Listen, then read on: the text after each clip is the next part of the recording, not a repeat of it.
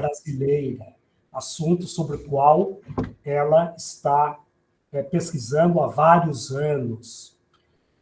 Aqui no Instituto de Estudos Brasileiros, para quem se interessar, tem uma coleção imensa de literatura de cordel. E lá eu fiz fotos, eu acho que eu mandei para a Isabel, se eu não me engano, são dezenas de títulos sobre, que de certo modo é a adaptação do Fausto, do Pacto de Fausto, na literatura de cordel do Nordeste brasileiro. Né? O Estudante, por exemplo, que fez o Pacto, vários pactários na literatura de cordel, e essa literatura ninguém conhece tão bem quanto a Isabel, que é mestra e doutora em comunicação e semiótica pela PUC de São Paulo. Ela é pesquisadora também de um grupo intitulado Comunicação e Cultura, Barroco, Oralidades e Mestiçagens, sob a liderança do professor José Amálio Pinheiro. E, mais recentemente, ela elaborou um estudo a partir da tese de doutorado, o tecido fáustico de Jerusa Pires Ferreira. Então, a pesquisa dela está intimamente associada com a pesquisa da falecida professora Jerusa Pires Ferreira, que era a mulher do professor de russo e tradutor de russo, Boris Schneiderman. Uma viagem entre a Europa, as Américas e a África é o subtítulo do estudo da Isabel. A Isabel se apoia, portanto, nos conceitos de tecido fáustico e cultura das bordas que foram elaborados pela Jerusa Ferreira, e, com esse apoio, a Isabel mapeia várias releituras do mito de Fausto, feitas no Brasil, mas também fora do Brasil, também na América do Sul, como diz o subtítulo, na África e na Europa. O trabalho da Isabel parte, portanto, da existência literária da figura de Fausto e de seus inúmeros avatares, que são apresentados pela pesquisa em adaptações para outras linguagens, em contextos e em temporalidades diferentes, como dá a entender o título e o subtítulo desse trabalho inédito que esperamos muito venha a ser publicado proximamente aqui no Brasil. Com isso, Isabel, muito obrigado pela sua disposição e eu passo a palavra a você. Obrigada, professor, e obrigada a todos e todas que estão aqui. Um agradecimento especial a você, professor, pelo convite, né, de participar, pelo privilégio de estar entre tantos exemplos para mim e que me foram muito caros durante a pesquisa. Li bastante vocês todos. Bom, então eu vou começar aqui a apresentação, e como eu havia falado logo no começo, que ainda muitos não estavam presentes, como todas as apresentações estão sendo compartilhadas, então não se preocupem com uma certa verborragia que vocês vão ver nas lâminas, mas, na verdade, depois vocês vão poder, com mais calma, até fazer a leitura, né? Então, deixe-me apresentar.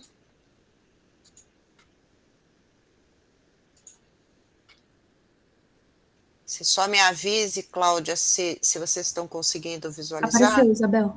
Tá? Apareceu. Então, tá bom. Então, o meu tema é especificamente o Pacto na Cultura Popular Brasileira, né, o tema do Pacto. Ele é uma parte dos estudos que eu fiz para o meu doutorado, né, e assim, sempre com muita reverência à pesquisadora que me forneceu os principais conceitos com os quais eu trabalho, que é a Jerusa, tá? Jerusa Pires Ferreira. Eu estou iniciando aqui com um trecho de Guimarães Rosa, né, do Grande Sertão, fazendo também um paralelo com um trechinho da obra dela, Fausto no Horizonte, em que ela, assim, são pequenos livros que Jerusa tem, que escreveu. Este livro é aquele em que ela se detém na análise do cordel de que eu vou falar, né, que é o Ferreiro das Três Idades, e ela, neste livro, ela fala mais demoradamente sobre esses paralelos com o tema do Fausto, com o Fausto, né? É aqui que ela concebe o seu conceito de tecido fáustico, é um livro de 95. Bom, então aqui do Grande Sertão, o Hermógenes tem pauta, ele se quis com o capiroto. Eu ouvi aquilo demais, o pacto, se diz. O senhor sabe, bobeia. Ao que a pessoa vai, em meia-noite, a uma encruzilhada, e chama fortemente o cujo. Se sendo, hade que vem um pé de vento, sem razão, e arre se comparece uma porca com ninhada de pintos, se não for uma galinha puxando barrigada de leitões. Tudo errado, remedante, sem completação. E Jerusa, em Fausto no Horizonte, compartilha essa memória de infância, né? Desde a infância eu ouvi contar das pautas, tradução sertaneja de pactos ou a pata, dada ao cão, rica semântica das analogias populares. Um rico e avaro fazendeiro tinha dado a pata ao cão ou era maçom. E aqui então vem o conceito de tecido fáustico, que na verdade acho que outros pesquisadores, outros autores até concebem conceitos muito semelhantes, né? Mas a Jerusa, ela tinha uma característica que era uma linguagem muito límpida, muito fluida mesmo, né? Uma forma muito simples de descrever as coisas. Então, nessa obra, ela concebe tecido fáustico como um contínuo vai e vem da transmissão oral ao universo do livro. A permanência em circulação de razões míticas muito poderosas, que fazem com que emerja sempre um Fausto, que atende ao gosto dos mais diversos públicos. Há sempre um Fausto vindo à tona, recuperando ou inaugurando linguagens na voz, na letra, na imagem. Uma das considerações que eu faço na minha tese, ao mencionar esse trecho de cima, é que ela, de uma forma muito, muito simples, fala de um Fausto que atende ao gosto dos mais diversos públicos. Na verdade, a gente pode considerar que esse gosto aí foi uma forma muito simples e singela de se referir a culturas, né? Então, na verdade, o conceito de tecido fáustico, ele está muito ligado também à ideia de que esses faustos emergem em diferentes culturas e de formas muito diversas, né? Então, na minha tese mesmo, quando eu trago África aos estudos fáusticos, na verdade, eu estou falando dos mitos de encruzilhada africanos, que falam do pacto que se faz com entidades, divindades que são da cosmogonia africana e que também envolvem a aquisição de dons. Então, assim, é claro que esse olhar sobre esse tipo de mitologia africana e que atribui a isso algo de fáustico é um olhar ocidental, né? A gente deve ter isso em mente. Mas, assim, na verdade, são traduções culturais que vão sendo feitas de um mito de origem muito, muito semelhante. Bom, então aqui eu vou falar também muito rapidamente sobre esses Faustos antes do Fausto, até porque o professor Mazzari, na primeira aula, já se debruçou sobre alguns deles, né? Então, um dos mais ancestrais, digamos, é o Simão o Mago, que está mencionado nos Atos dos Apóstolos da Bíblia. Ele teria, então, ele viveria em Samaria, e quando eu não me lembro exatamente qual é o termo que se usava, mas assim, aqueles que partem para pregar a palavra de Jesus Cristo, né? Quando estavam peregrinando lá, Filipe, um deles, então começou a fazer, pela imposição de mãos, começou a fazer o batismo das pessoas que queriam se converter ao cristianismo. E ele ficou muito impressionado com aquilo e quis ser batizado também, e começou a seguir Filipe. Só que havia também essa segunda etapa em que os apóstolos, propriamente ditos, peregrinavam também por esses locais para então insuflar a graça, né, que seria o Espírito Santo. Porque os seguidores, como Filipe, não tinham essa atribuição, somente os apóstolos. E aí Simão se dirige a Pedro e lhe oferece dinheiro em troca da graça. Então essa primeira frase, este é o poder de Deus que se chama grande, era como Simão se apresentava como prestidigitador ali ao público. E diante dessa indignidade que é de ele oferecer dinheiro a Pedro, Pedro lhe diz: o teu dinheiro pereça contigo, visto que julgaste que o poder de Deus se pode adquirir com dinheiro. Teu coração não é reto perante Deus. Perdão. E aí a gente vê também que Eliade, né, que é um importantíssimo mitólogo, né, estudioso das religiões, ele, nesta obra que eu menciono, ele diz, né, que Simão era conhecido em Roma como Faustus, o favorecido, e sua companheira Helena, que ele encontrou num prostíbulo, teria sido, em uma existência anterior, Helena de Troia. Então aí a gente vê como as histórias vão convergindo umas com as outras, né? O outro também, que foi mencionado pelo professor Mazzari na primeira aula, é Teófilo, o penitente, personagem histórico, né, até onde se sabe, que tendo sido afastado de suas funções e se sentindo injustiçado, teria selado um acordo com Satanás, em que renunciava a Jesus Cristo e a Virgem Maria e reconhecia como único Senhor. Só que logo depois ele foi reencaminhado ao cargo, arrependeu-se do pacto, cumpriu uma série de penitências em intenção da Virgem, esta lhe teria aparecido e, tranquilizado diante da misericórdia divina, Teófilo confessou publicamente seu pecado. O acordo com Satanás foi queimado e o bispo pôde morrer em estado de graça.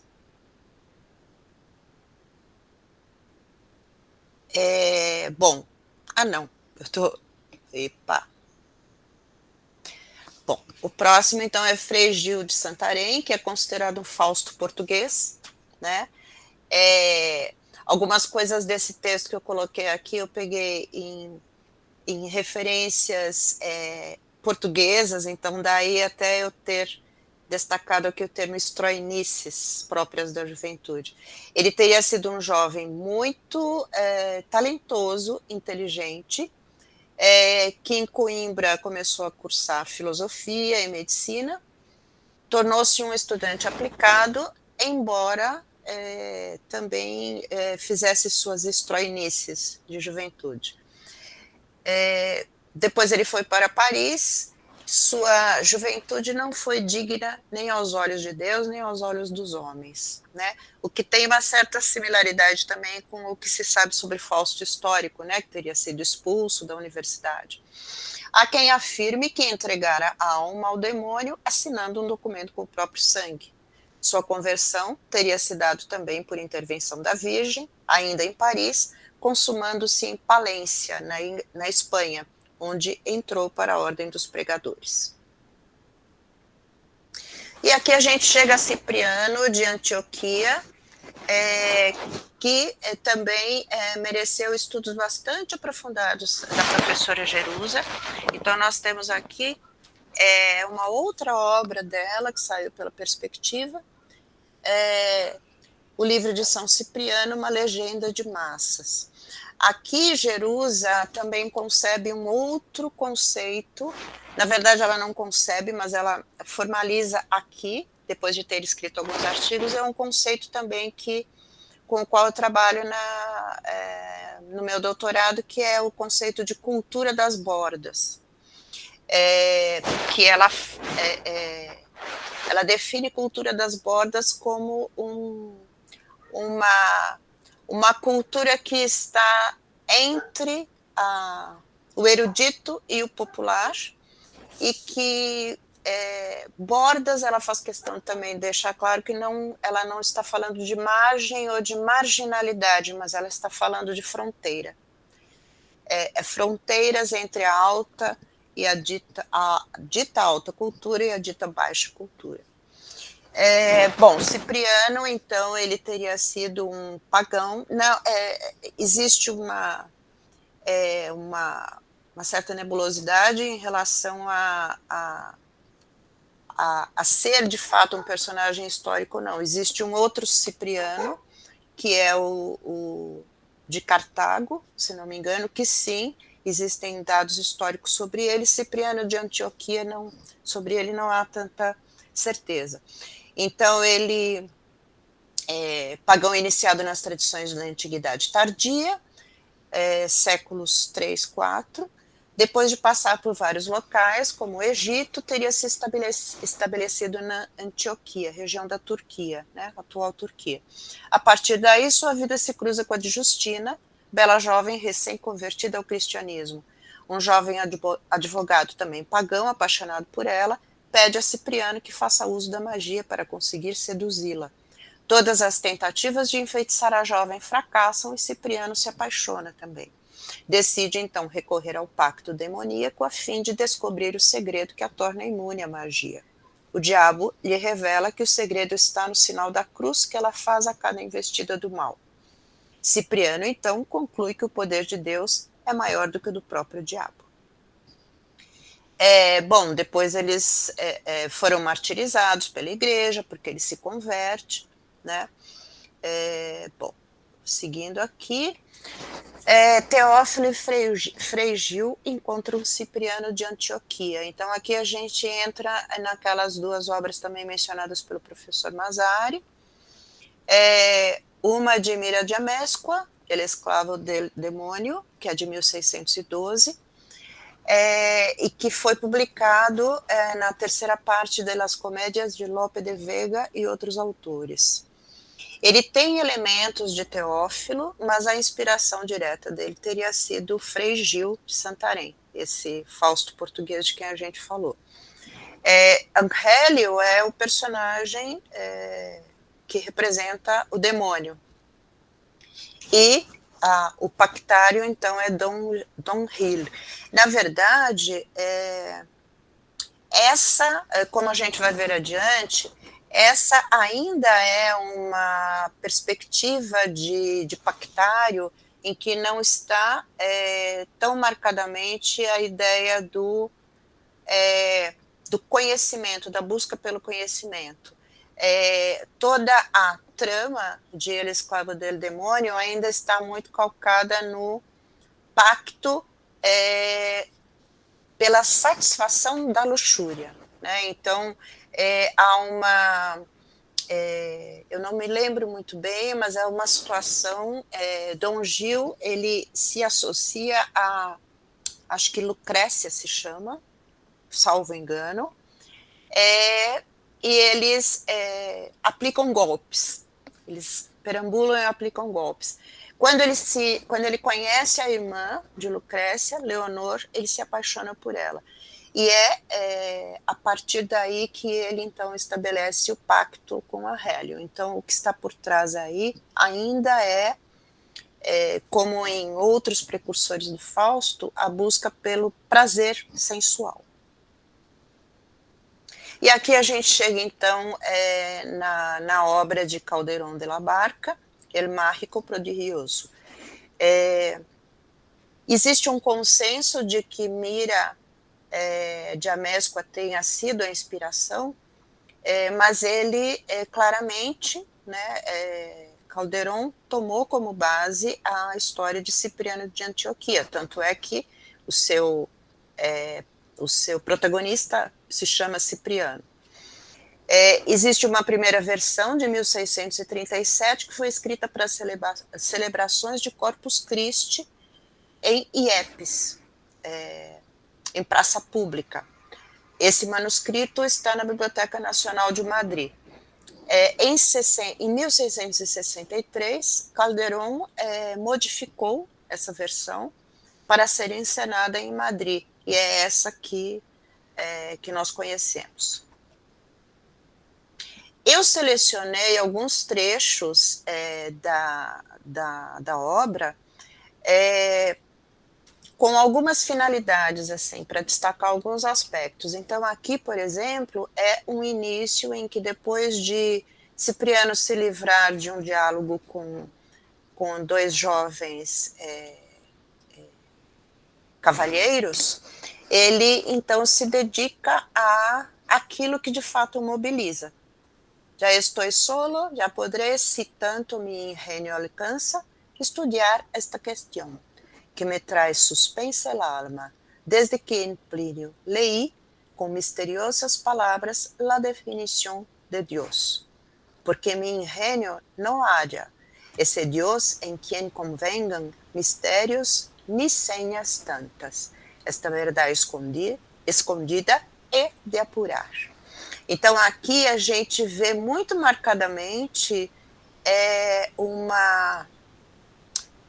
a ideia de um Fausto, né, de um precursor do Fausto, que tem como motor, primeiro, a busca pelo conhecimento. Então, daí a importância, a relevância dessa obra de Calderón, porque todo o lastro que vem depois do fáustico tem muito marcadamente essa busca também pelo conhecimento. Né? Aqui é um diálogo, é o primeiro diálogo entre Cipriano e o demônio, que também gira em torno do conhecimento e de seus limites. ¿Habéis estudiado? No, pero sé lo que me basta para no ser ignorante. Pues, ¿qué ciencias sabéis? Hartas.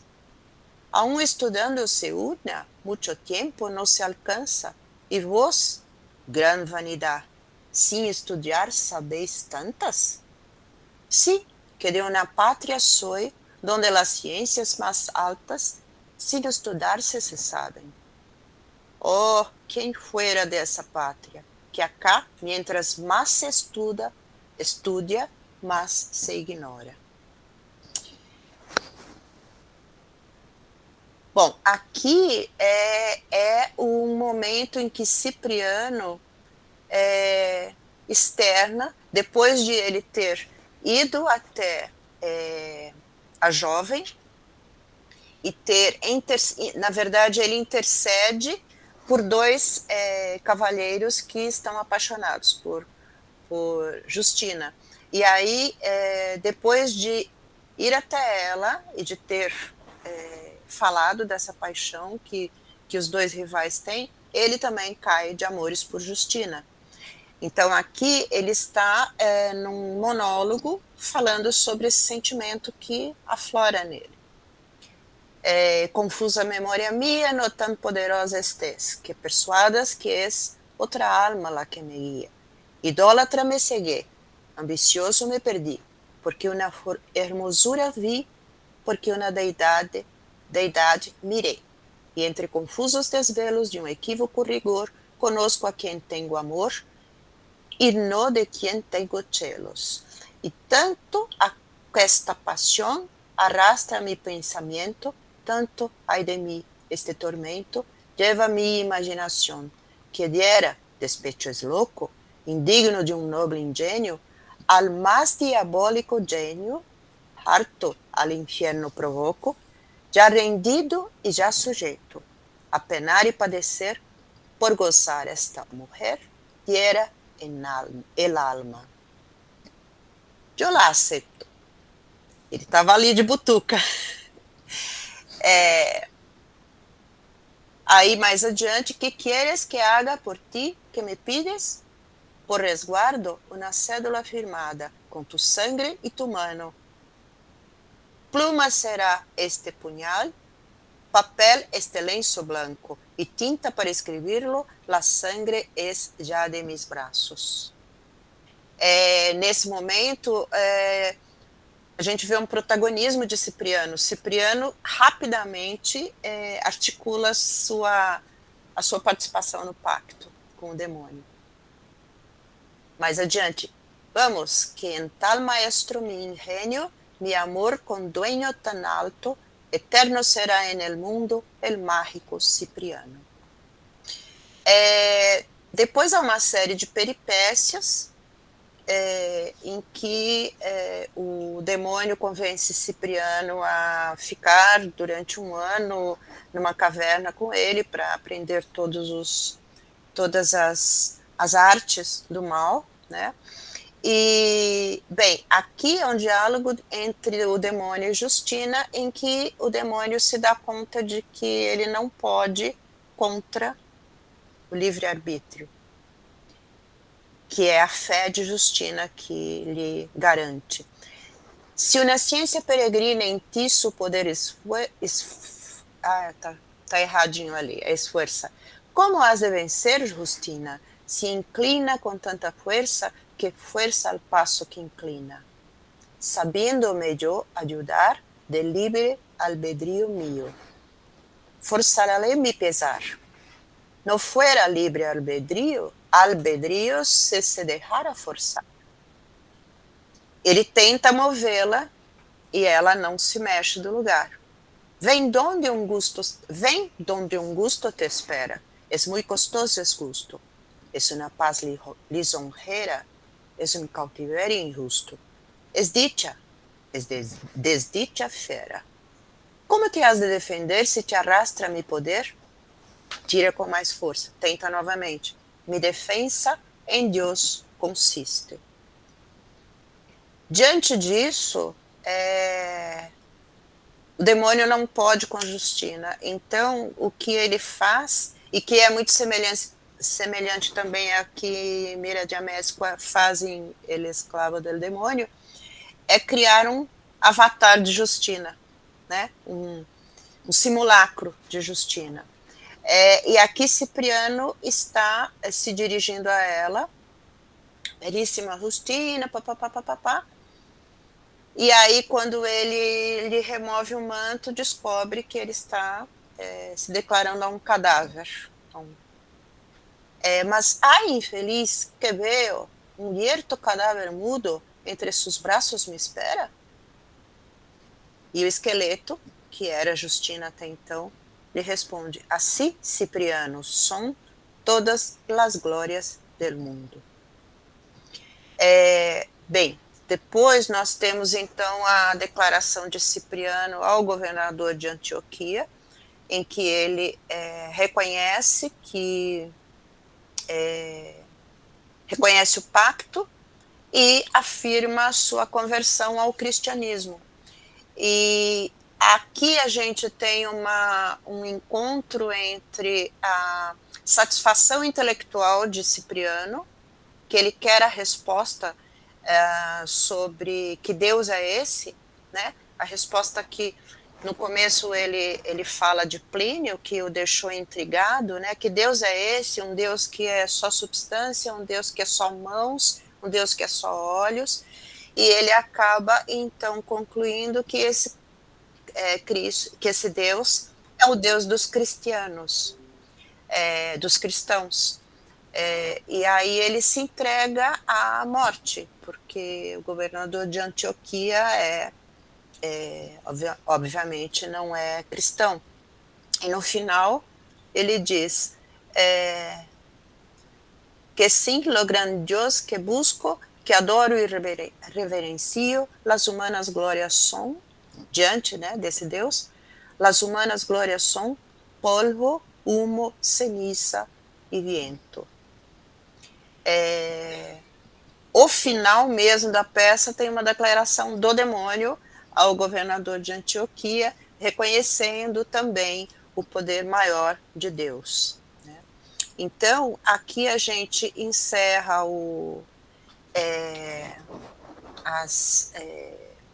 essa parte em que a gente se debruçou sobre Calderon. O que eu coloquei aqui, não vou ler inteiro, porque senão a gente também, né, eu não vou conseguir avançar muito, mas é porque eu achei interessante, professor, encontrar isso, que é uma crítica, é de um crítico literário e escritor espanhol do século XIX, em que ele faz então uma comparação entre o Fausto de Goethe e o Cipriano de Calderon, falando das aproximações e dos distanciamentos, né? Então ele fala dessas semelhanças, né? Essa coisa da busca pelos esclarecer os grandes mistérios da filosofia, da teologia, de outras ciências. Fala também um pouco das diferenças, mas enfatiza aqui no final essa similaridade, né? Deixa eu me ver aqui no final. O eterno, né? Deixa eu me ver. Consegue trazê-lo de volta àquelas regiões etéreas onde reina o Deus panteísta de Goethe e aquela sublime personificação poética da união mística entre virgindade e maternidade em Maria, a que o poeta, em sua linguagem especial e metafísica, chama o eterno feminino. Cipriano é um Fausto católico. Me lembro que você, professor, na primeira aula, falou de Marx, né? Ter afirmado isso. Um Fausto católico, uma espécie de premonição inconsciente da criação de Goethe, decorrente da grande e profunda admiração deste por Calderon. Aí, seguindo, então, a gente vai para esse fáustico no Brasil, né? Então, nessa obra de Jerusa, ela então já fala da cultura das bordas, né? Então Jerusa Pires Ferreira estabelece uma relação entre a lenda de Cipriano e a linhagem das narrativas populares em torno da imagem do ferreiro, de que o ferreiro das três idades, do cordelista paraibano Natanael de Lima, é exemplo, e do Fausto. O fetiche criado em relação a Cipriano nos países ibéricos viria, no Brasil, a promover a migração do santo para a Umbanda, que reúne elementos da matriz africana, do catolicismo e do espiritismo. Segundo Ferreira, a história, e ela faz questão de grafar a história, viu, Cláudia, de Cipriano e Justina, se insere em toda a tradição do pacto que constitui um ciclo de narrativas do demônio logrado. Aquelas em que, pela astúcia ou esperteza, com ou sem intervenção divina, o pactário, homem ou mulher, vence o diabo. A ideia do demônio logrado já está presente no drama fáustico goetheano, que no final se torna drama mefistofélico. É curiosa a forma como a Umbanda se erige no Brasil, né? E a Jerusa fala bastante sobre isso nessa obra. Ela é uma religião essencialmente urbana, e que vem como um refúgio para o migrante, né? Então a Umbanda surgiu mais expressivamente no Rio de Janeiro, e ela acaba agregando essas diferentes religiões, e é como se fosse um refúgio para o migrante que, por meio dela, consegue, de alguma forma, resgatar as suas raízes com o estado, a cidade de onde saiu. Bom, seguindo aqui, então os livros de São Cipriano, acredito que alguns de vocês, ou muitos de vocês, já tenham, né, topado com esses livros. Então eu coloquei algumas das capas, porque é muito interessante você ver a forma como eles vão sendo modificados e vão recebendo cada vez mais elementos. É uma miscelânea de fato, né? Então a gente tem aqui capa de aço, né? São Cipriano capa de aço, o capa preta, o legítimo capa preta. Esse legítimo capa preta, que é bem coloridão aí, ele é da editora Luzeiro, que é a mesma editora pela qual saiu o Ferreiro das Três Idades, do qual eu vou falar daqui a pouco. E esse que está em primeiro plano, de Molina, N.A. Molina, todos são pseudônimos, né, esses nomes, São Cipriano, antigo livro de São Cipriano, o gigante verdadeiro capa de aço, ele eu encontrei eu não o tenho, eu tenho só o da Luzeiro, né, que é esse aqui. Tenho também esse pequenininho da Masbras, esse pequenininho aqui. Mas o antigo livro de São Cipriano, eu tive acesso a uma amostra do Kindle, e é muito interessante ver tudo que ele tem. Eles são almanaques, então assim, tem oração para conseguir um emprego no governo, operação para clarear a pele, tem de tudo.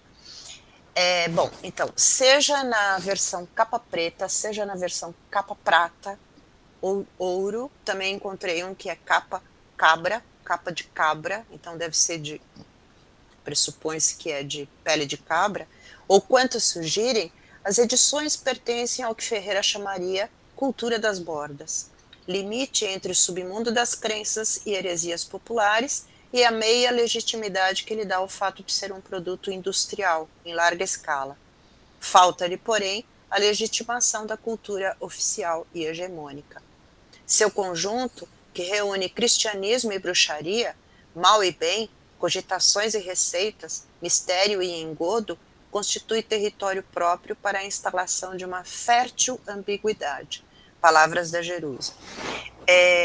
Normalmente esses livros, eles têm uma série, este aqui, por exemplo, tem a história de Cipriano no final, alguns têm a história no início, mas existe essa parte que fala da história de Cipriano e Justina, tem todo um arrazoado de rezas e mandingas, enfim, esses feitiços todos, e no final tem orações. Então eles conseguem reunir o Cipriano pré-conversão ao Cipriano pós-conversão.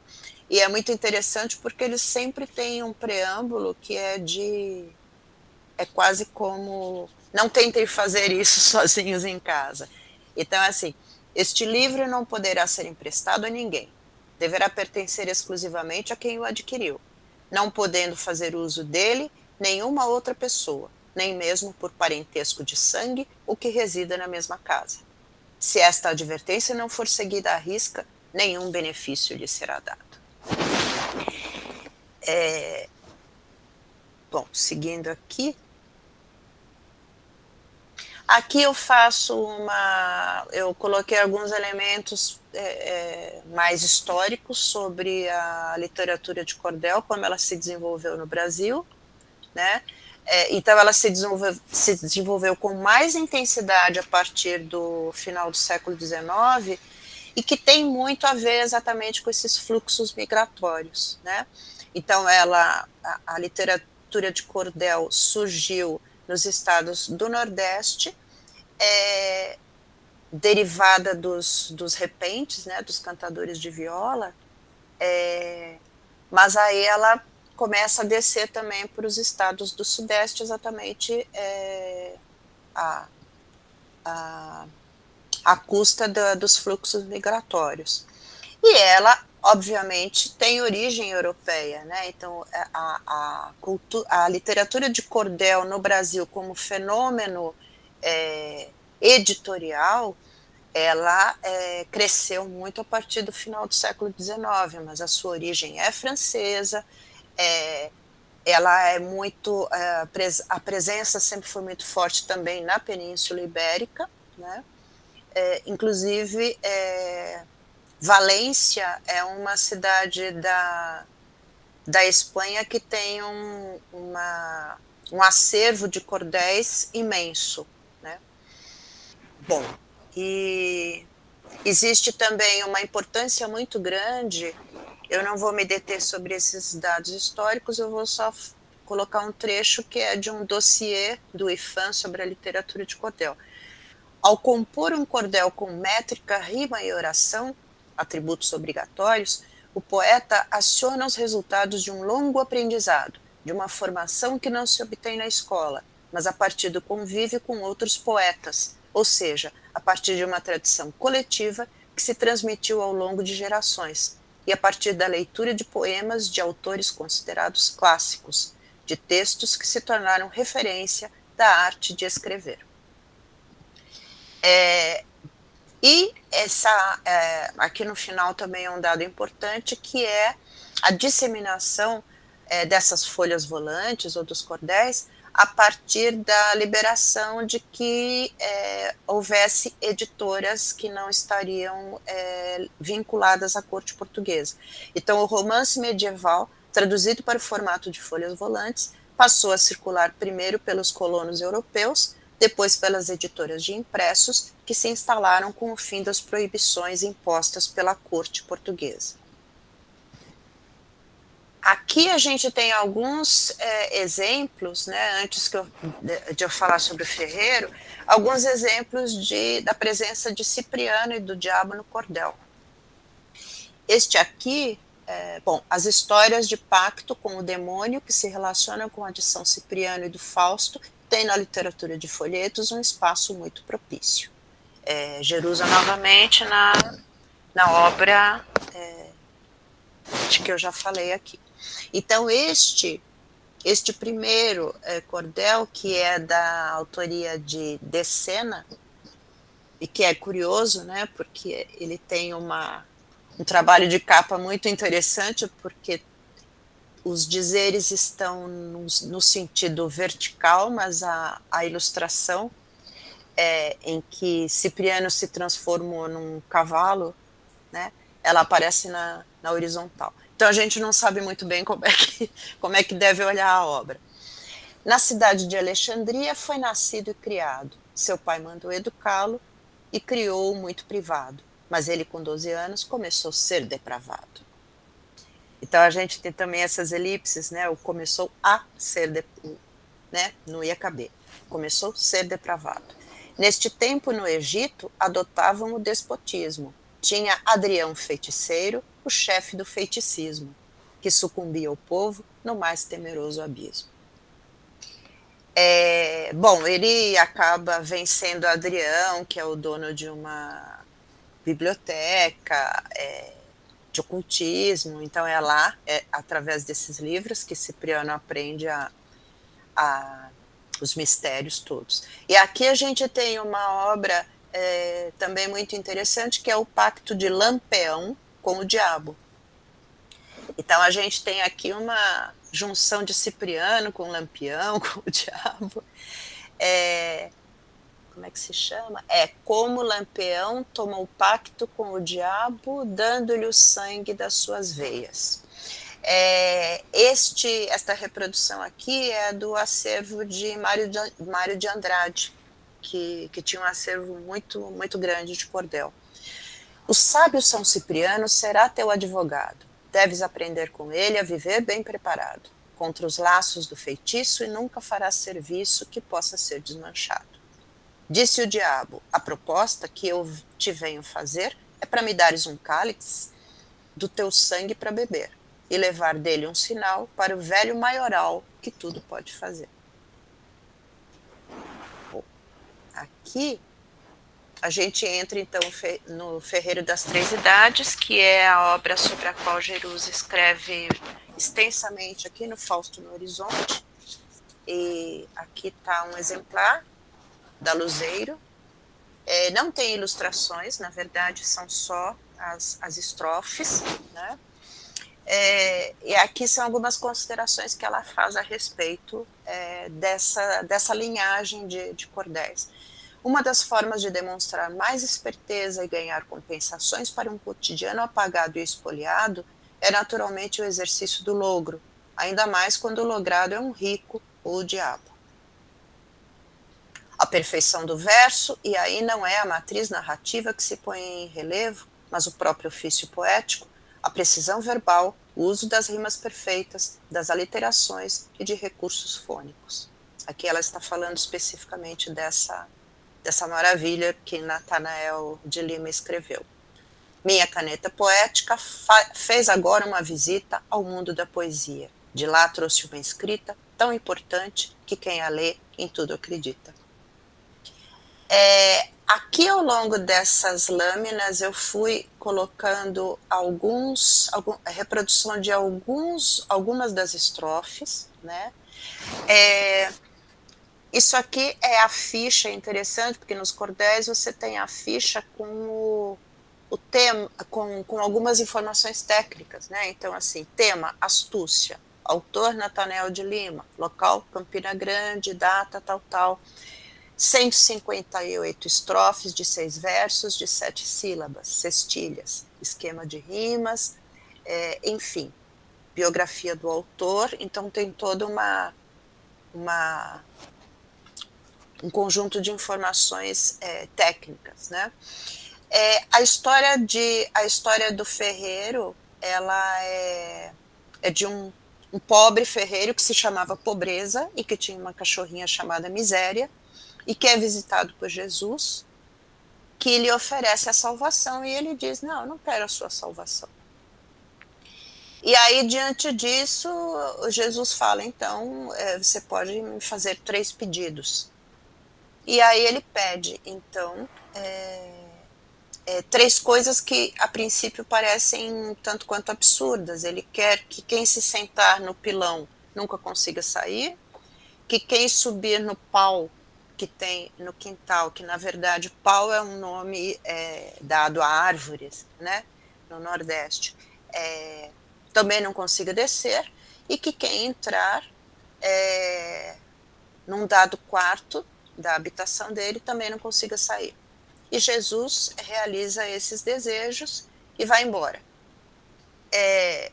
Satanás, que estava ouvindo, fala: esse está no papo, eu vou engambelá-lo.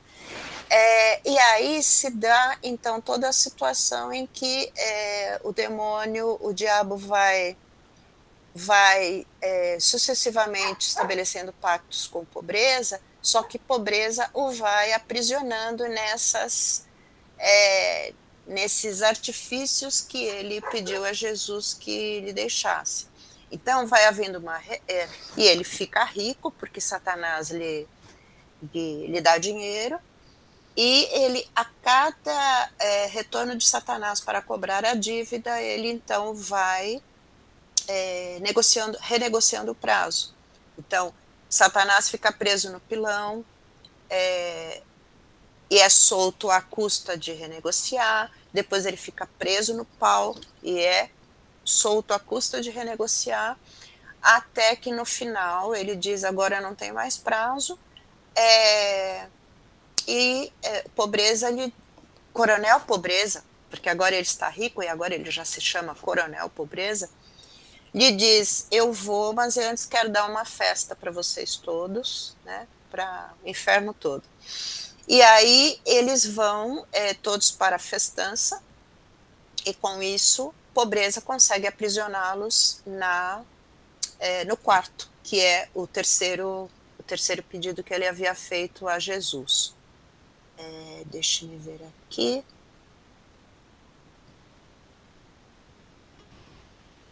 Tá. Aqui são as negociações, é o diálogo de Pobreza com Jesus, que não quer a salvação.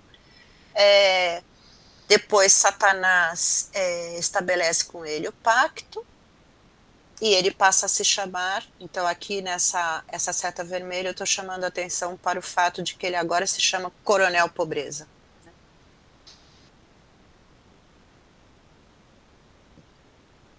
Depois tem... Tá. Aqui também é curioso a gente ver que quando o ferreiro recebe a visita, a última visita antes de ser arrastado, né? O emissário que chega para falar com ele é um negro, que está amando do patrão. Pobreza sorri. Na frente vinha Cão Coxo tocando num berimbau. Atrás dele vinham mais Cambota, Pico e Giral. Cada um vinha montado em um cavalo de pau. São os diabos, né, que estão indo cobrar. Opa, peraí. E aí, então, ele diz que vai dar uma festa.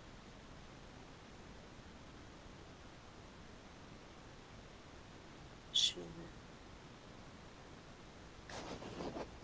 Tá. No final, então, ele acaba aprisionando eles todos, né?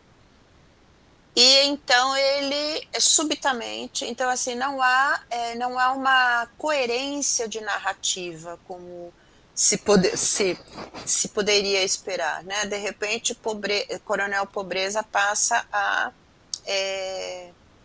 gritar em nome de Deus. Então ele fala: guerreaste contra Deus, te tornando Satanás, és mensageiro do mal, és inimigo da paz, porém todo o teu poder contra Jesus nada faz. E o que acontece a partir do momento que os demônios todos são aprisionados é que não há mais maldade no mundo, não há mais conflitos no mundo. Só que muita gente passa a reclamar disso, né? Advogado, juiz, promotor e escrivão não ganhavam mais dinheiro, já passavam privação, porque todo o povo unido não havia mais questão. Falou o advogado: já tranquei meu escritório. O escrivão reforçou: também fechei meu cartório. Disse o juiz: minha corte está como um oratório. O que acontece? Todos procuram Pobreza e cobram, mas assim não pode continuar, o mundo está perfeito demais. E aí Pobreza liberta o Satanás, que é o amigo dessa gente toda, mediante a assinatura de um pacto de que ele será libertado da sua dívida. Bom, outra coisa digna de nota aqui: quando estava bem velhinho, não querendo mais viver, falou a miséria, a cachorrinha, assim: querida, vamos morrer. As glebas do outro mundo precisamos conhecer. E ele toma veneno e dá veneno à miséria, ele se suicida. A partir daí, começa uma peregrinação de pobreza e miséria pelo céu, que ele tenta entrar no céu, São Pedro o barra, e aí ele passa a vagar pelo purgatório, pelo inferno. No inferno, ele promove uma rebelião, e ele fala: vamos todos para o céu, pessoal? Então, assim, aqui eu coloquei alguns pontos mais relevantes da narrativa, até para a gente finalizar. Já estou finalizando, viu, professor? Sobre as aproximações, isso também é uma fala de Jerusa, aproximações irrecusáveis. É claro que há também muitos distanciamentos, né? Mas alguns aspectos do ferreiro. A recusa à salvação. Pobreza prefere usufruir dos bens terrenos, do aqui e agora. Os 3 pedidos que lhe concede Jesus Cristo e cuja função ficará clara adiante: o pilão, o pau, o quarto. O pacto com o demônio, que é assinado num livro preto infernal, e o distrato também será assinado num livro cartorial. Então, o poder da letra da palavra escrita. Pobreza se torna, por meio do pacto com o diabo, coronel Pobreza. As 3 idades, 40 anos no pilão, são os prazos que ele renegocia com o demônio. 40 anos para libertá-lo do pilão, 70 para libertá-lo do pau ou do tronco, e 100 anos para libertar a ele e aos outros demônios do quarto. A festa como estratagema para aprisionamento dos diabos. Uma festa com sanfoneiro, aguardente, perus e galinhas. Porque a minha negrada só dança de cuca quente. Isso é o que diz o diabo. A utopia e a contra-utopia. Com o aprisionamento dos diabos, o mundo se torna perfeito, mas em desequilíbrio. Vem a razão prática, o advogado, o juiz, o escrivão, o promotor, todos pedindo a pobreza que liberte os diabos. O suicídio do herói. O ferreiro é agente do seu destino, o que contraria as normas cristãs. O discurso alegórico. A peregrinação de pobreza e da cachorrinha miséria. Céu, purgatório, inferno. Jerusa faz até alguns paralelos com a Divina Comédia de Dante, em algumas passagens de Natanael. A tradição mariânica. No inferno, o ferreiro reza a Ave Maria. A rebeldia, que de individual passa a coletiva. Vamos todos para o céu?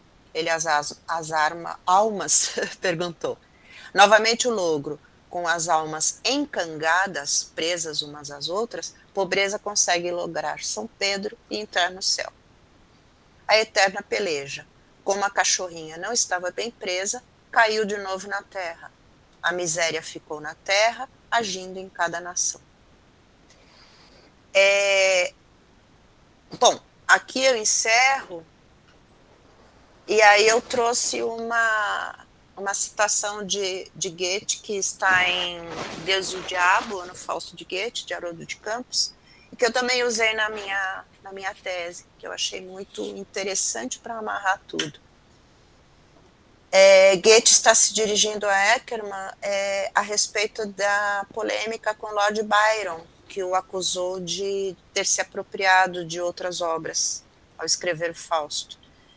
E ele, então, diz isso. Não pertence tudo o que se fez, desde a antiguidade até o mundo contemporâneo, de jure ao poeta? Por que ele haveria de hesitar em colher flores onde as encontra? Somente se pode produzir algo grande mediante a apropriação dos tesouros alheios. Eu não me apropriei de Jó para Mefistófeles e da canção de Shakespeare? Então, é isso. Aqui eu encerro. Obrigada. Obrigado, Isabel. Felizmente, curto demais para um assunto tão interessante, né, apresentado com tanta soberania. Obrigada. Muito bom. Aliás, a única observação que eu faço de início é o fato de que Lord Byron foi acusado de ter plagiado Goethe. E Goethe com Manfred. O Manfred, na verdade, é uma peça fáustica, e de fato tem Byron, Nietzsche escreveu sobre isso, na literatura russa, Pushkin também escreveu sobre isso, e o Goethe defendeu o Byron, né? Ele falou, mas como assim? Ele tem todo o direito de se apropriar de mim. Eu não me apropriei da história de Jó, eu não me apropriei de Shakespeare. Lord Byron pode sim, não tem propriedade intelectual, né, no mundo da arte, que depois quem usou muito isso foi Bertolt Brecht, que também com o marxismo ele combateu essa ideia de propriedade intelectual, artística. Muito bom, gostei demais da sua da sua apresentação. Quem gostaria de começar fazendo alguma pergunta, algum comentário, etc.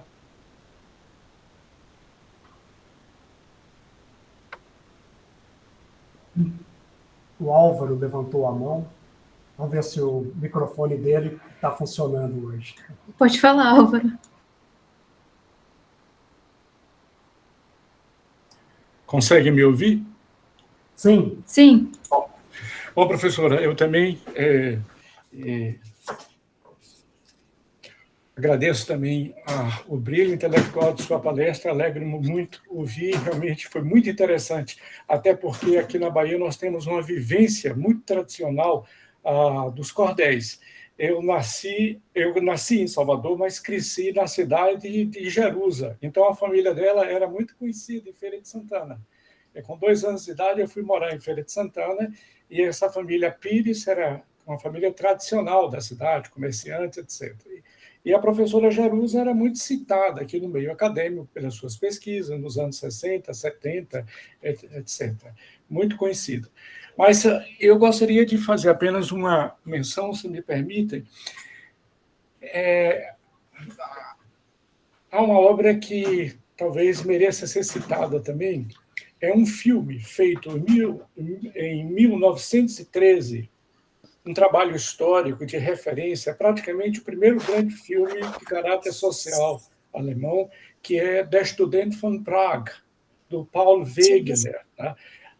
A história diverge um pouco, porque é a história do Fausto, mas, dessa vez, não é o pacto pela alma, mas é o pacto pela sombra do estudante. Né? Ele quer conquistar uma mulher e aí faz esse acordo com o diabo, e a obra impressionou tanto vários intelectuais da época, inclusive o Otto Rank escreveu na revista de Freud, Imago, um longo artigo sobre o filme. Esse filme vai depois influenciar todo, tá, o expressionismo alemão. Então, quem tiver a oportunidade de ver esse filme, é muito bem interpretado, é um filme ainda da época do silencioso, do cinema mudo, né? Mas pode ser considerado uma obra-prima. Tá? Álvaro, curiosamente, quando eu estava fazendo as pesquisas também para esta aula, eu li a respeito disso e li também que como é que é o nome dele? João Ataíde, que também é autor de muitos cordéis, ele admirava muito o cinema e ele escreveu um cordel exatamente com base no Estudante de Praga. Não sei se você conhece esse cordel, mas... Não. Esse cordel eu não conheço, professora. Mas aqui, na época, nos anos 60 e 70, houve uma cisão na Escola de Teatro da Universidade Federal e um grupo foi formado chamado Teatro dos Novos. E tinha um diretor do Rio de Janeiro que veio para a Bahia, João Augusto, e ele ensinou uma série de cordéis. Durante 3, 4 anos, ele fez montagens muito bonitas, muito engraçadas, e o pessoal divertia muito o público, porque tinha canções nordestinas com os personagens, aquele linguajar típico do Nordeste. E aí, aliás, todo o Nordeste gosta muito do cordel. Pernambuco, Paraíba, Alagoas, Sergipe. Tá? E tem obras realmente muito, muito interessantes. Mas esse livro do Ataíde eu não conheço, não. Eu estava tentando encontrar aqui rapidinho, mas também não consegui agora, mas de fato sim. Eu acho que é o estudante que fez pacto com o diabo, uma coisa assim. Eu tenho aqui, eu tirei várias fotos. Então. Está aqui no Instituto de Estudos Brasileiros, se eu não me engano, era da coleção de Mário de Andrade. A coleção dele está aqui. A Cecília, isso. Pode falar, Cecília. Oi, boa tarde, parabéns, Isabel, ótimo, conheço o trabalho dela, acho que foi muito bom. Não, só queria complementar, né, que eu pensei no Schlegel também, né, naquele livro que você mesmo me emprestou, Marcos. Como é que é o nome do livro do Schlegel? Da sombra do estudante lá? Está com o... Do Camiço, né? Não é livro do Schlemmer, é do Camiço, e o protagonista é o Peter Schlemmer. Isso. Foi o Klaus que colocou. Não, eu queria complementar o seguinte, até tinha comentado já com o Marcos isso, no Instituto Brincante, o Antônio Nóbrega ele tem um acervo de cordel de mais de 6 mil cordéis, tem cordéis lá de mais de 100 anos, todos catalogados. E na internet, no acervo Antônio Nóbrega, ele tem alguns digitalizados, aqueles que já estão em domínio público, não são todos. E há muita coisa fáustica, a gente diria, né? Muita coisa do diabo logrado, é um tema muito recorrente na literatura de cordel. Então, eu vou até, aqui no chat, eu vou pôr o link do acervo, porque quem tiver interesse em pesquisar cordel é um lugar ótimo, está muito organizado e é muito legal.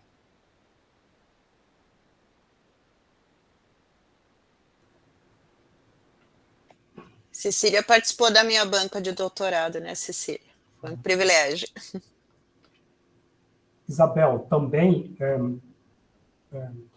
nessa tradição, o que terá influenciado várias histórias de cordel, e talvez o próprio Ferreiro, das Três Idades, são contos dos irmãos Grimm.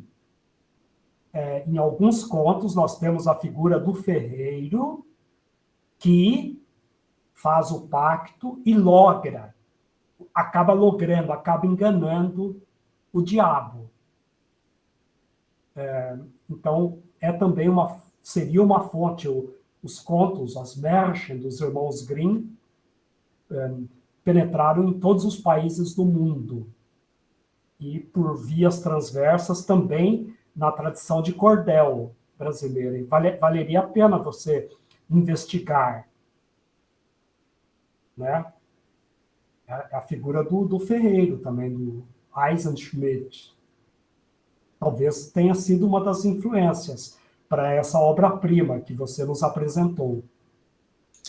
Eliade tem a obra Ferreiros e Alquimistas.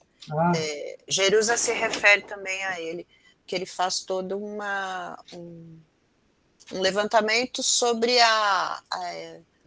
o ferreiro nas diferentes mitologias, né?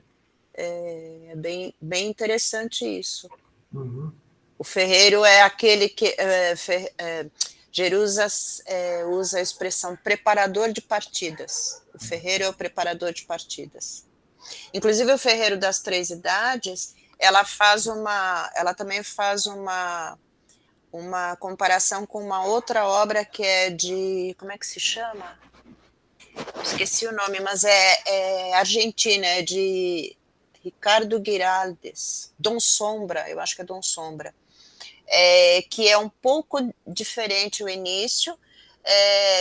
Na verdade, o contato se dá entre Jesus e o ferreiro. Jesus, quando está indo para Jerusalém, recorre ao ferreiro para trocar a ferradura de uma das patas do seu cavalo, e é aí que ele concede 3 pedidos ao ferreiro. Nessa história, o ferreiro é o que se chama miséria. Então tem muitas... isso, na verdade, é o tecido fáustico, né? Não há autorias, né? Vai havendo um... O Mário está dizendo que é Dom II Sombra. Né? Sim, perfeito, é isso mesmo, Dom II Sombra. Ricardo Giraldes, né? Tem uma tradução do Augusto Maier, que já foi publicada por mais de uma editora. Acho que a última edição era da LPM. Um livrinho de bolsa. Tinha uma tradução, tinha saído pela Francisco Alves anteriormente. Eu queria aproveitar comentar uma coisa que parece interessante, né, nessa... quer dizer, parece não, uma coisa que é muito interessante nessa obra que você apresentou, é esse caráter assim, muito seguro, né, dessa figura. Quer dizer, ele, assim, em princípio, se Jesus Cristo aparece na sua frente, você fala, ó, tá aqui a salvação, vamos embora. Ele fala, não, pode deixar que eu me viro, né? E aí ele parece ter até um certo prazer, assim, em burlar o diabo, né? E depois ele vai para o inferno e acha um jeito também de burlar São Pedro. Então é uma figura que dentro do contexto rigorosamente cristão parece uma figura bastante curiosa, né? Porque ele não se localiza muito nem de um lado nem do outro ali, né? Ele enfrenta as coisas muito sozinhos ali, né? Ele é o que eu chamaria de uma metamorfose ambulante, Mário. Porque assim, e logo no início, é curioso porque Jesus lhe oferece a salvação, ele fala, eu não quero essa sua salvação. E Jesus lhe oferece riqueza. Então, eu lhe dou riqueza. E ele fala, riqueza também eu não quero, que me acostumei a pedir. Depois ele aceita a riqueza pelas mãos do diabo. Então, assim, faltou um continuismozinho aí. Mas é interessante porque ele acaba sendo também ele é quase também como uma espécie de Malazarte, né?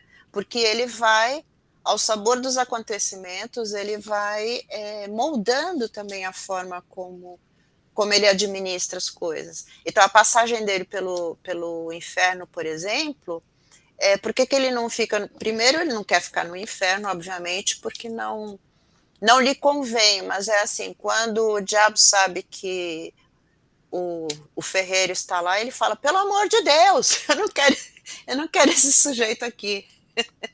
Porque aí ele fala, ele me prendeu no pilão, eu não quero saber dele. Então, os diabos fogem todos dele. Então, é uma figura muito interessante porque ele de fato age de acordo com o livre-arbítrio, digamos, né? Ele decide tudo e ele fala, galera, vamos lá. Então, ele vai prendendo, ele faz um cordão das almas, né? Ele vai prendendo todo mundo uns aos outros. Vamos lá para o céu que lá é melhor. Então, é muito interessante, de fato.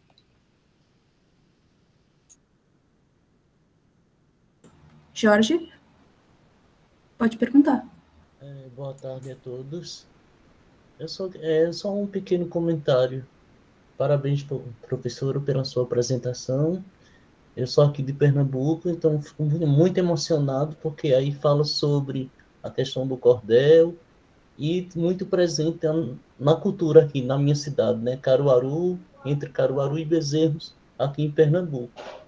E uma situação sobre São Cipriano, né? Então, aqui no Nordeste, esse livro de São Cipriano, às vezes também chamado de o livro da Cabra Preta. Não sei se você tem... Esse livro tem chamado uma oração da Cabra Preta. Você faz a oração e desaparece.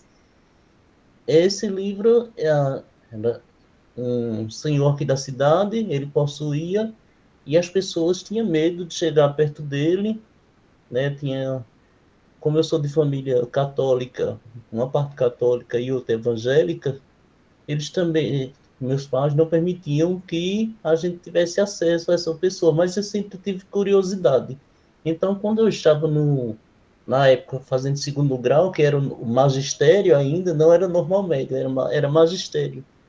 Nós juntamos um grupo, fomos à casa dele, e aí perguntamos realmente se ele fazia feitiços. Inclusive, até a gente, criança, chamava com ele Gargamel, que era aquele feiticeiro lá dos Smurfs. E nós perguntamos a ele se realmente ele fazia feitiço, se aquele livro ele se transformava em uma cabra preta, ele se sumia. E simplesmente ele explicou para a gente que não, era só um livro, assim, era um leitor, Gustavo tinha muitos livros, e esse livro tinha sido um tio, avô, que tinha deixado para o pai dele, e o pai dele faleceu, e ele ficou com esse livro. Então, na cidade, ele era a única pessoa que tinha esse livro de São Cipriano. e as pessoas, a cidade inteira, todo mundo tinha medo, não, ele vai fazer feitiço, ele se some, ele faz alguma coisa. E, com o passar do tempo, nós encontramos um cordel chamado São Cipriano e Adrião, que é um bruxo. São Cipriano, esse São Cipriano aí, ele é São Cipriano de Alexandria. E vamos fazer o seguinte, vamos comprar alguns desses, só tinha 4 ou 5 cordéis lá, pendurado, né, lá no barbante, então a gente vai comprar e vai levar para a escola. Então a gente comprou e levou para a escola, só que, assim, a gestora, né, ela não aceitou, porque ela disse que aquilo ali era uma coisa que magia, uma coisa muito negativa. Então, assim, nós ficamos com o cordel, depois eu dou de presente para outra pessoa, ultimamente eu não tenho mais. Parece que o escritor é Manuel Caboclo, o nome do escritor do cordel. Então, eu quero agradecer a todos e a sua apresentação de hoje e fazer que lembrou assim a minha adolescência e principalmente essa parte de São Cipriano e também os cordéis. Obrigado, professora. Eu que agradeço pelo seu depoimento, Jorge. Não sei se você estava presente, né? Mas eu mostrei duas estrofes, né? Da batalha de Cipriano com o Adrião. Isso mesmo. Curiosamente, eu sempre ouvi também, eu sou filha de portugueses, e eu sempre ouvi, desde criança, minha mãe falando de São Cipriano, que havia lá em Portugal um livro que era do São Cipriano, que quem lia dava em louco. E quando ela soube que eu pesquisava a respeito disso, ela falava: "Oh, minha filha, mas por que estás a ler esse livro? Não tens medo?" Então é muito forte de fato essa. E a Jerusa fala bastante a respeito disso, sobre a dificuldade de encontrar algumas dessas obras em bibliotecas, porque há furtos. Exatamente pelo fato de que são obras tidas como malditas, quando estão em algum acervo, desaparecem. Sempre há alguém que rouba. Né? Então é muito interessante. E ela percorrendo também as pequenas cidades, pesquisando esses temas, sempre tinha alguém que falava: "Mas o que aquela mulher quer com isso?" Então é muito curioso ver o quão fortemente isso ainda está impregnado, né, em alguns lugares do Brasil. Do Brasil, e acredito que também Portugal e Espanha a mesma coisa, né?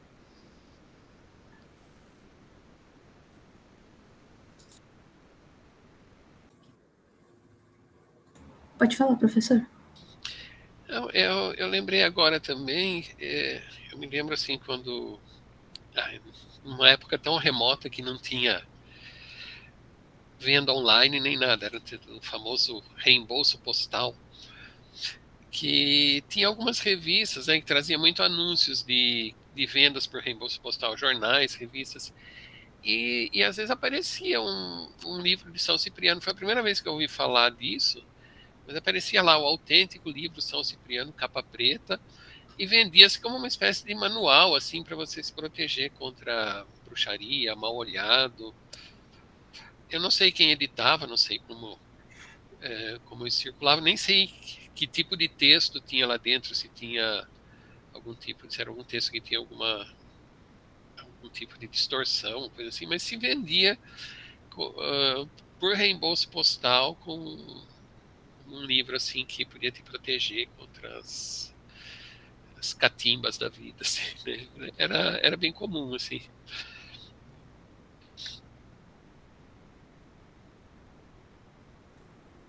É engraçado isso, Mário, também, porque na origem a lenda de São Cipriano, pelo menos uma das lendas, né? Ela não aponta para essa direção.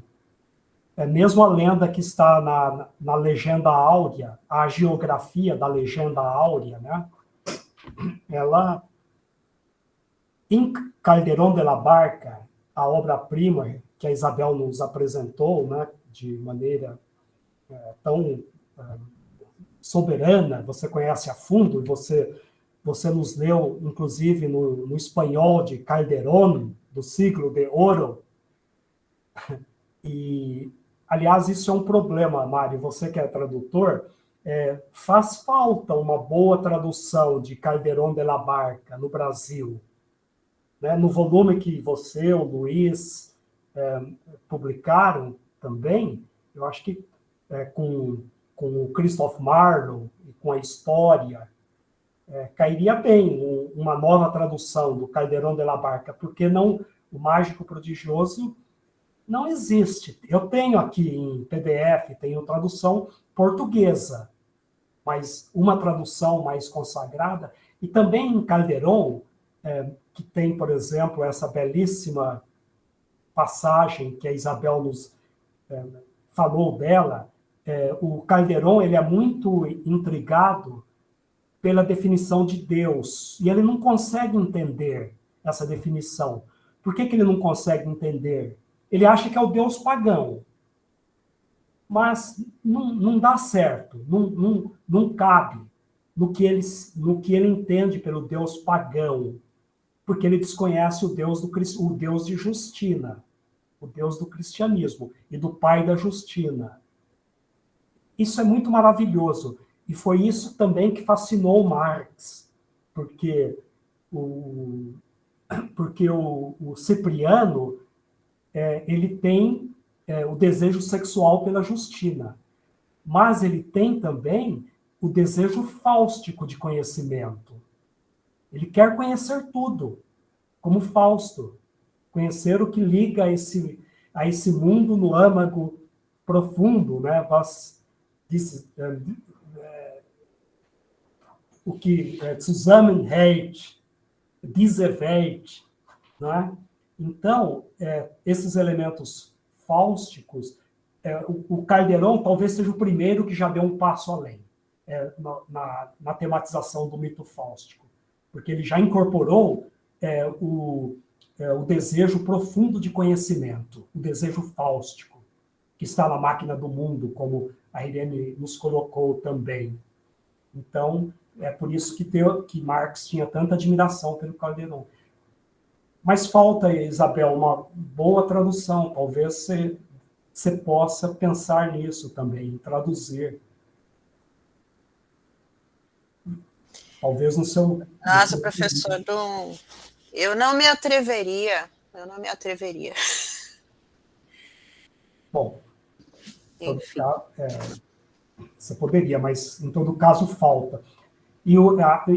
Bom, o que eu coloquei algumas questões, mas a Cecília quer perguntar. Desculpe, Cecília, eu passei na sua frente. Não, imagina. Eu, ouvindo aí sobre o livro, eu não conheço de ler o livro de São Cipriano, e você falou que tem várias orações ali, né? E me lembrei da oração de São Marcos e São Manso, que é o tema do conto São Marcos, do Sagarana. E aí há uma mistura, porque a oração, que é uma oração também do mal, né, salva, né, o protagonista de uma mandinga, que aí seria uma coisa de origem africana, né, do negro que ele vivia sempre diminuindo, xingando e tal, né?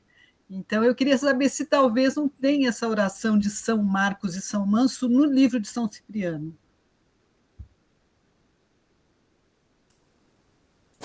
É uma boa pergunta, viu, Cecília? Não sei.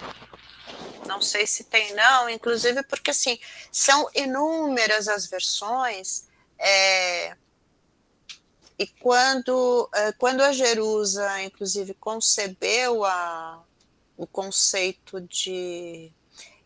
oração ao glorioso São Marcos. Acabei de encontrar. Sim. Passa para a gente depois. Passo sim. Esse conto do Rosa é um conto belíssimo, que eu acho lindo. Dos mais maravilhosos, mas que tem muito essa coisa do bem e do mal. O cara é um cara que humilha, né, o negro, mas ao mesmo tempo ele tem uma relação com a natureza. É um conto até que valeria uma análise ecocrítica, viu, Klaus? Porque é muito, muito lindo. É belíssimo. O bem e o mal estão ali, né? E o São Marcos é que salva ele da mandinga. Eu reli Sagarana não faz tanto tempo assim, depois de muitos, muitos anos, e ali eu vi que se trata de um é quase como uma... Na verdade, eu acho que ele tem esse tom de ser um balão de ensaio de Guimarães Rosa, né, para os seus diferentes estilos. Então, em cada conto ele está testando muitas coisas que a gente veria mais adiante, né? E Sim. Quando eu li São Marcos, do qual eu não me lembrava, eu pirei. Eu comecei a ir atrás também de algumas coisas, e eu vi alguns trabalhos acadêmicos, assim, de análise de São Marcos, do conto São Marcos, né? E é uma coisa também, eu falei muito rapidamente ao falar sobre o Ferreiro, mas está também ali muito fortemente o preconceito, né, que na verdade, eu acho que a gente falando mais claramente, seria racismo muito impregnado ali, né, quer dizer, os demônios são negros, todos os elementos da festa que o Ferreiro oferece a eles, são elementos que são da cultura popular e muito da presença negra, né? Então é a cachaça, tem uma hora que ele fala das negras sassaricando, os negros enchendo a cara de pinga, as negras sassaricando, tem o berimbau, tem uma série de elementos que justamente evidencia muito ali o preconceito, inclusive em relação às religiões de matriz africana, né? Então isso enfim, faz parte desse grande amálgama, né? Sim. E o Rosa também a gente sente uma mudança. O Sagarana é um livro que ainda tem muito estereótipo, né?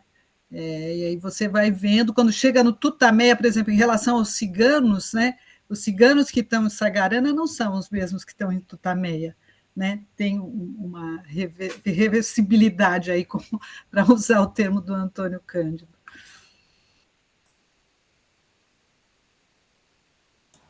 Professor Klaus, o senhor ia falar alguma coisa?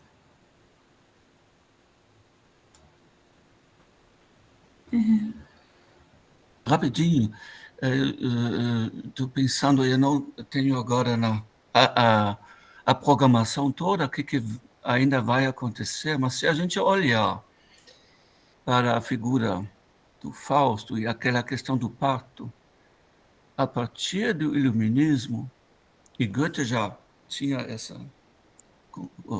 claramente essa consciência, essa figura do diabo,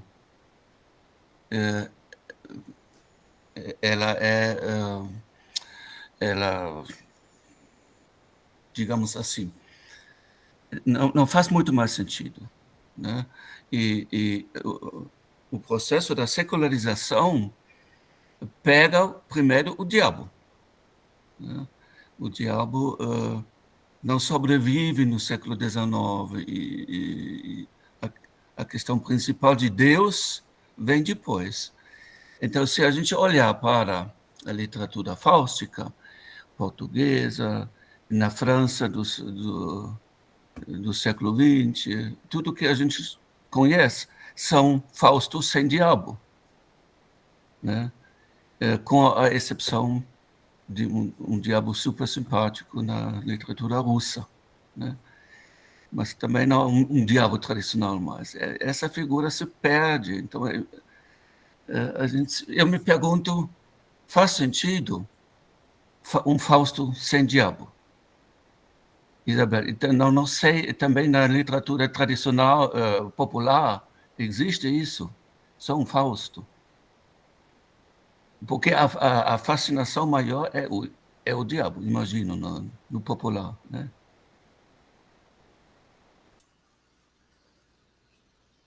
Será que o Fausto precisa de um diabo? Não, o Fausto não. O Fausto não, mas eu acho que a versão popular precisa, né? O diabo ainda está presente, muito fortemente exatamente nesses estratos mais populares, né? Se a gente pensar, por exemplo, na expansão que as religiões evangélicas têm tido aqui no Brasil né, e ao redor do mundo também, né? E os grandes espetáculos que eles promovem nos cultos são de expulsão dos diabos, expulsão dos demônios, né? Então, sim, nós não precisamos. O Fausto que aqui a maioria que se dedica a estudar, eu acho que não precisa de fato do diabo, porque afinal de contas o diabo é uma criação humana. O Fausto precisou criar o seu diabo. Mas nas culturas populares isso está muito, a presença demoníaca ainda está muito forte. Não sei, é até aí que eu consigo chegar. Não sei se eu consegui elaborar o suficiente diante do que você falou, Klaus, mas eu acho que é por aí. Na Cozinha das Bruxas, Klaus, você deve ter pensado, né, o próprio diabo, o próprio Mefistófeles reconhece que não há mais lugar para ele no mundo moderno, não é? Tem o verso em que ele fala que o diabo, o Goethe faz uma brincadeira com um nome, Der Böse ist weggegangen, die Bösen sind geblieben, né? Ou seja, o malvado, o maligno foi embora, mas os homens permaneceram maus. A presença do mal no mundo, né? Mesmo sem a presença do diabo. Isso também é forte, Isabel, você roçou, mas não entrou ainda, na literatura africana. Curiosamente, quando você falou da literatura africana, eu falei, nossa, eu me lembrei aqui, eu não sei se eu consigo compartilhar, mas assim, só para mostrar uma coisinha para vocês. Acho que dá sim, professor. Hã? Acho que dá sim, pode tentar. Vamos ver, só para mostrar. Há muito tempo, essa moça ela fez um pós-doutorado aqui, é uma pesquisadora de Fortaleza. Vocês estão vendo? Percurso do mito de fora. Parece... É o mesmo título seu, no subtítulo do seu livro, do seu estudo, né? Entre Europa, América e África. Mas aí ela se concentra no continente africano. O romance e a formação das elites. Tem uma perspectiva assim, sociológica, o trabalho dela. Mas ela é uma pesquisa... Eu vou compartilhar com você, Isabel, a pesquisa dela. Sim, por favor, fiquei curiosa. Ela se aprofundou no mito de Fausto em literaturas africanas. Marcos, você manda para mim também, por favor? Tá. Obrigada. Então, na hora eu achei que eu estivesse puxando um trabalho seu, Isabel, quando eu entrei aqui. Mas aí eu vi que não é, que é da Sueli, que tem muitas afinidades com... Nossa! Ela se concentra em romances, você se concentra na cultura popular. Sim.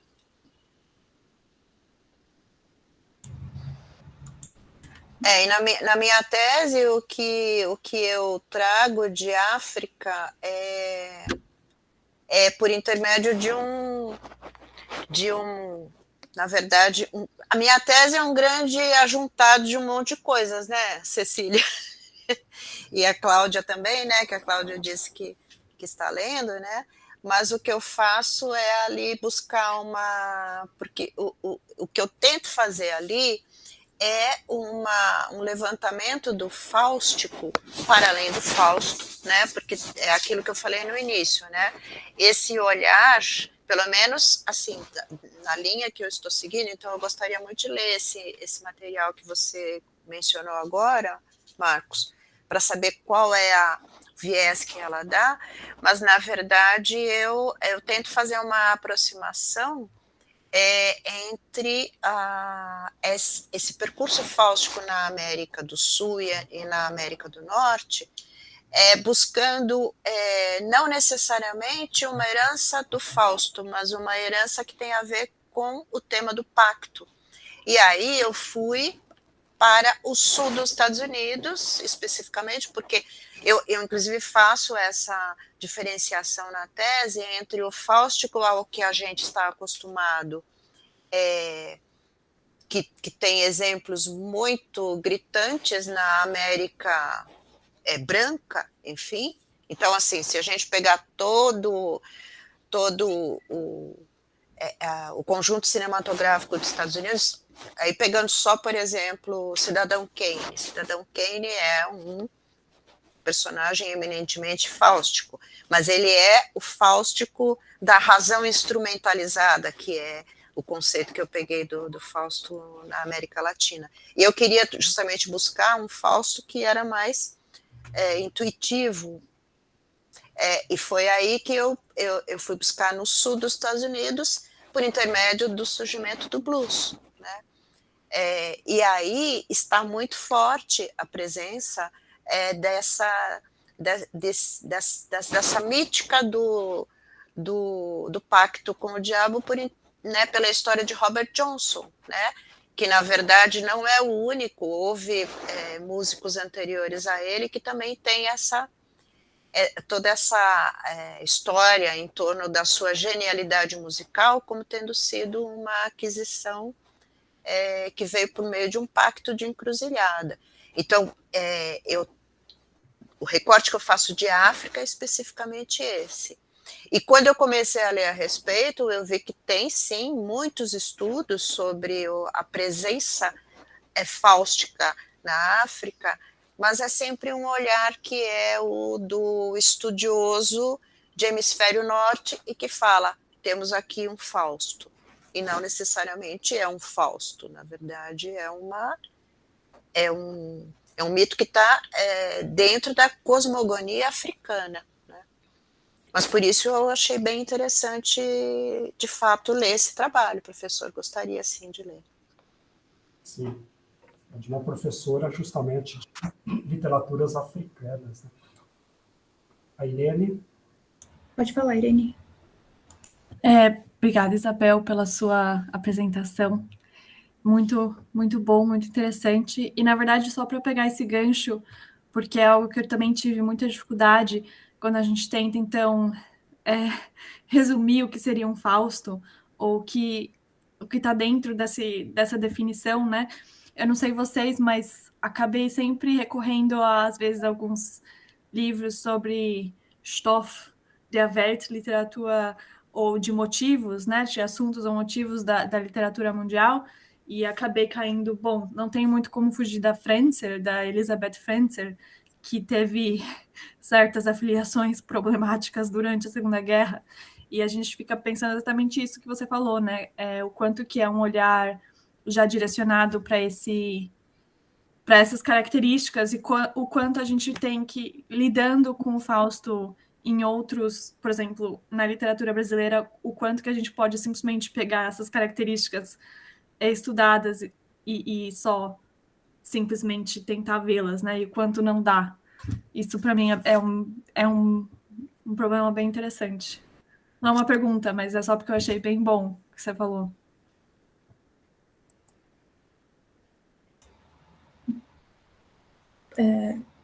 Você quer responder primeiro, Isabel? E aí depois o professor Klaus fala? Não, mas acho que não tem muito o que responder, não, né? É só concordar com o que você falou, Irene. Sim, eu acho que a gente, né, quando a gente está grávida, a gente só vê grávidas na rua. De repente também, né? De repente a gente passa a ver Faustos em tudo para o qual a gente olha, né? Então, acho que é isso mesmo. Pode falar, professor. Eu acho certo, Isabel, quando você toma um certo cuidado, né? Tudo que você falou conosco, que apresentou, a partir do Simão, do Mago e todas essas personagens, tudo vem do universo cristão, né? E daí eu acho certo tomar cuidado com mitologia africana, com Exu, etc. A gente sabe, né, da tradição portuguesa de banir essas figuras e associar essas figuras ao mal absoluto, que não são, né? Só essa observação. Não, exato, Klaus. E na minha tese, a parte final, que eu dedico mais detidamente a esses temas, né? Eu falo de Exu como com muito respeito e exatamente do ponto de vista de Exu como um grande mediador e que, de certa forma, também é como eu vejo o diabo, o Mefistófeles, ao longo de todas essas narrativas. Quer dizer, eu vejo, e eu coloco isso na tese,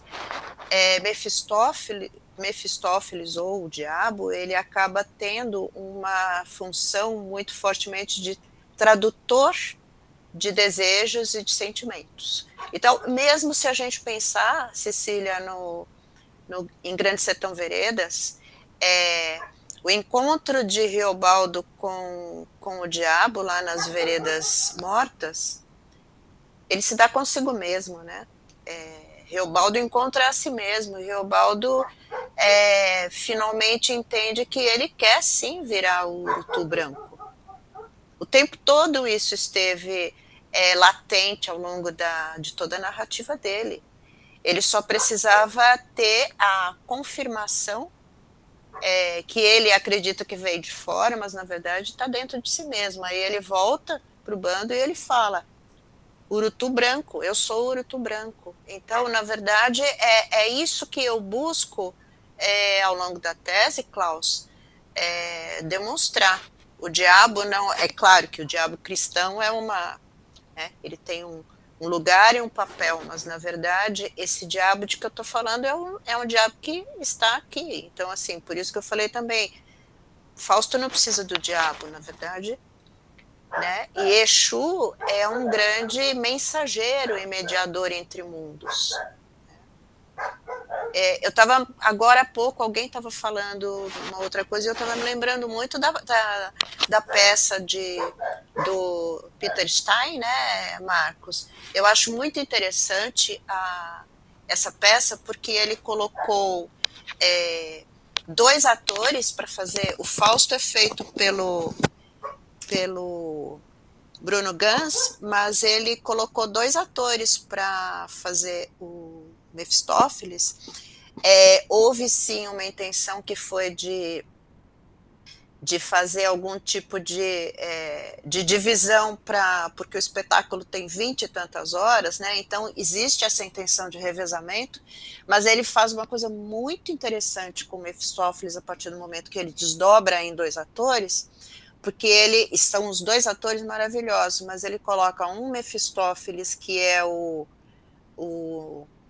sensual, né, o mais insidioso, digamos, e ele coloca um outro que é o Mefistófeles pícaro, é o Mefistófeles que brinca muito, que é até um pouco escatológico e que acaba trazendo muito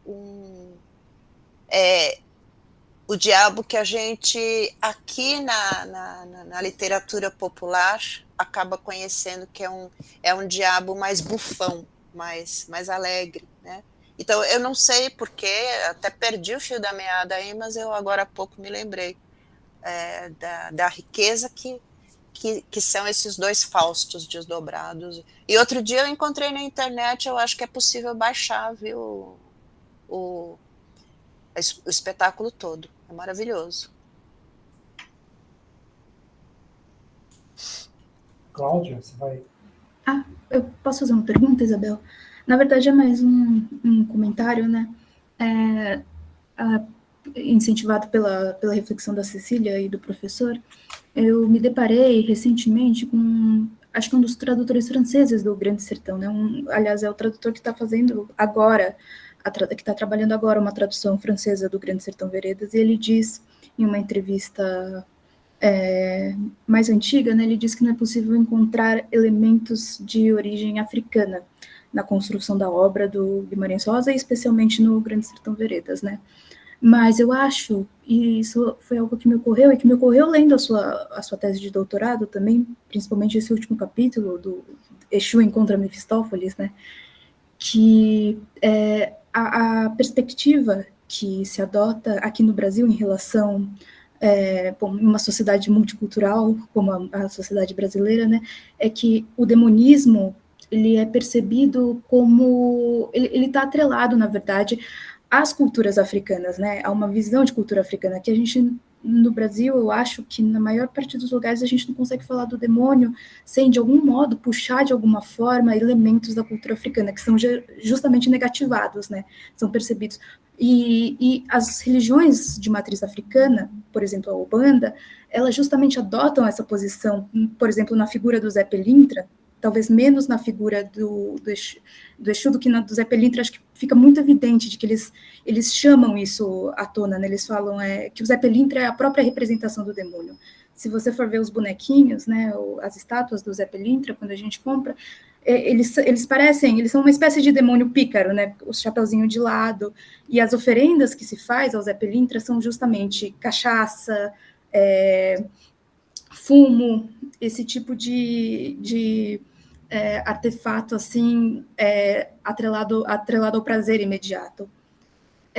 Então, eu acho que existe essa perspectiva de que aqui no Brasil, pelo menos, eu acho que a sua tese me abriu isso muito, de que a gente tem que olhar a questão do demônio, a presença do demônio, a representação do demônio, como atrelada, na verdade, como uma possível negativação dessas culturas de matriz africana. O que você acha? Não, eu acho que faz sentido, sim. Acho que sim. Na minha tese, eu recorri bastante também a um trabalho maravilhoso, que é a tese de livre docência do Wagner. Um minutinho só, vou pegar aqui.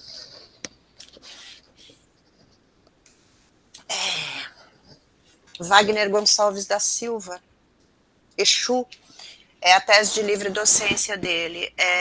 E ele fala bastante sobre todo o processo que nós passamos aqui no Brasil, que foi de apagamento justamente das religiões de matriz africana, e é um trabalho assim, de século, eu acho que mais fortemente de século XVIII para cá, que foi de imprimir uma carga negativa a essas divindades africanas, né? Então, um trabalho muito forte também, justamente, de missionários da Igreja Católica, né? De não só fazer esse trabalho em relação às mitologias indígenas, mas também muito fortemente aos mitos africanos. Então, o que a gente conhece hoje, curiosamente, é que esse mal, que é muito forte o diabo no catolicismo, como representação do mal, ele foi migrado para tudo que envolve os ritos africanos.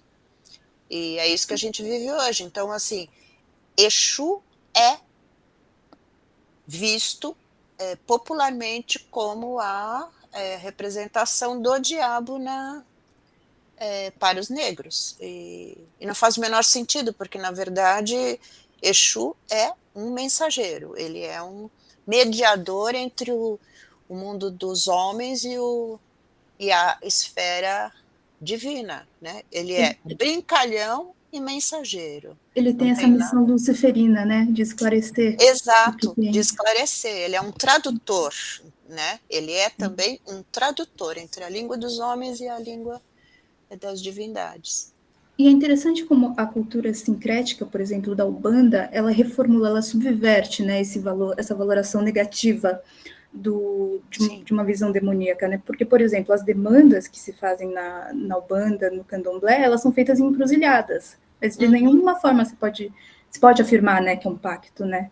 De algum modo, mas eles têm ali a oferenda com cachaça, né? Um pouco que nem o Robert Johnson, né? Que falam que ele ofereceu uísque, né, para o demônio. Ele tem cachaça na encruzilhada e tudo mais. Tem então uma mudança de chave para entender, né? A oração de São Marcos no São Marcos do Sagarana, né? Ele é uma demanda, né? Ele é uma oração de demanda. Se você for interpretar pela ordem do Candomblé ou pela ordem da Umbanda, é uma oração de demanda. Quem é que faz as demandas, porém, não é Exu, né? É São Jorge, né? É Ogum.